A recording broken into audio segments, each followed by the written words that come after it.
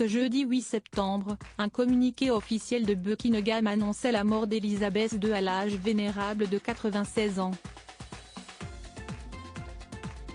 Le lendemain, la famille royale faisait savoir qu'elle porterait le deuil jusqu'au 7e jour après les funérailles de la souveraine. Ce même jour étaient tirés 96 canons à Hyde Park pour honorer la mémoire de celle que William et Harry surnommaient affectueusement Mama.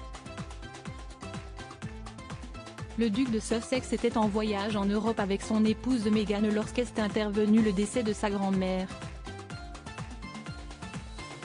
Le couple avait fait un crochet par Manchester et Düsseldorf, en Allemagne, avant de retourner à Londres où William devait prononcer un discours aux Well Childers jeudi dernier. Un événement auquel il n'a pas participé pour aller se précipiter au chevet d'Elisabeth II dans le château écossais de Balmoral. Meghan était quant à elle restée à Londres. Le roi Charles III aurait demandé à son fils de ne pas la mener avec lui. Les Sussex n'auraient pas l'intention de retourner à leur domicile californien au moins jusqu'aux funérailles nationales d'Elisabeth II prévues à l'abbaye de Westminster le lundi 19 septembre. Selon Hello, William et Meghan réfléchiraient à faire venir leurs enfants Archie et Lilibet en Angleterre pour assister à la cérémonie. La duchesse de Sussex voyagerait ainsi outre-Atlantique pour réunir la famille au grand complet. Ils veulent évidemment être présents pour la reine et lui rendre hommage, commente la journaliste britannique Emily Nash. L'un des moments les plus douloureux de la vie, de Harry et William, s'est produit alors qu'il était en vacances à Balmoral et cela ne leur aura pas échappé lorsqu'ils y sont retournés pour être au chevet de la reine. Nash fait évidemment allusion à la disparition tragique de Lady Di, survenue à Paris le 31 août 1997, loin de ses deux fils. Harry aurait appris la mort de sa grand-mère dans l'avion qui l'emmenait en Écosse depuis Windsor.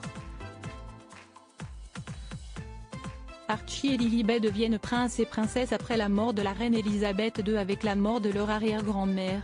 S'y est un nouveau chapitre qui s'écrit dans la vie d'Archie et Lilibet, qui doit d'ailleurs son prénom au sobriquet dont on affublait Elisabeth II. Les enfants de Harry et Meghan reçoivent en effet leur premier titre de noblesse, devenant ainsi prince et princesse, comme le stipule le protocole établi par la lettre patente du roi George V datée de 1917. De quoi jeter de l'huile sur le feu quand on se souvient que l'année dernière Meghan confiait à Oprah Winfrey sa douleur lorsqu'elle pensait que son fils, alors sans titre, ne pouvait prétendre à la moindre protection policière. La duchesse de Sussex accusait même la famille royale britannique de racisme parce qu'elle ne supportait pas un membre de couleur en son sein. L'heure est aujourd'hui à l'apaisement. Dans son premier discours de roi ce vendredi 9 septembre, Charles III a tenu à exprimer son amour à Harry et Meghan, qu'ils continuent de construire leur vie à l'étranger.